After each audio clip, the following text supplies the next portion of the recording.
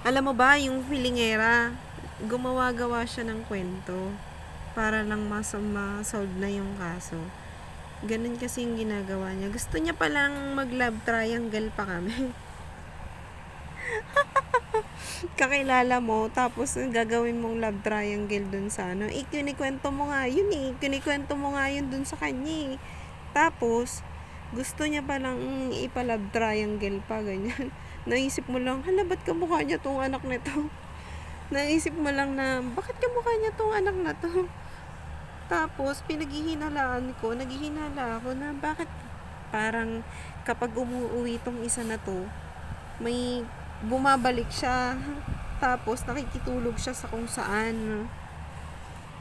Yung pilingera na yun na gumagawa-gawa na siya ng kwento kasi hindi nga nila malaman kung ano yung ginagawa or kung ano yung ginagawa sa akin.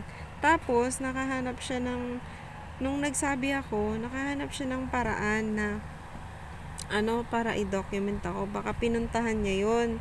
Baka siya yung kumuha ng address na yun tapos pinuntahan niya yun. Hindi ko nga kasi yung pinupuntahan.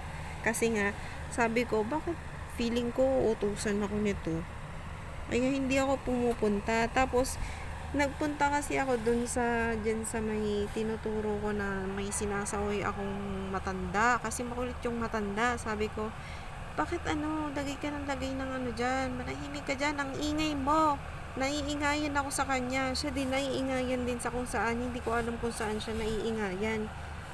Tapos naririnig ko yung pangalan ko, Lenlen ng Lenlen yung matanda na yun. Tapos, sinasaway ko siya. Nagpunta na ako dun sa kanila dati, tapos tinatanong ako nung matanda na yun, sino yung hinahanap mo? Ay, wala po, napadaan lang ako kasi may wala lang, gusto ko lang dumaan doon, pero isang beses lang yun kasi nga kakilala ko yung mga dyan, no, yung mga may kakilala nga ako dyan na bata na klase ko nung nung high school ako na namatay na. Pinaghihinalaan ko din na hindi siya namatay dahil sa bla bla bla. Yun yung pinaghihinalaan ko na pinatay tapos pinalabas lang na ganito. Ganto yung sitwasyon na nabuntis siya tas namatay siya bigla. Nabuntis siya. Hindi naman ako nabuntis. Tas inasabi nung source na hinahalay ka dyan tapos tiningnan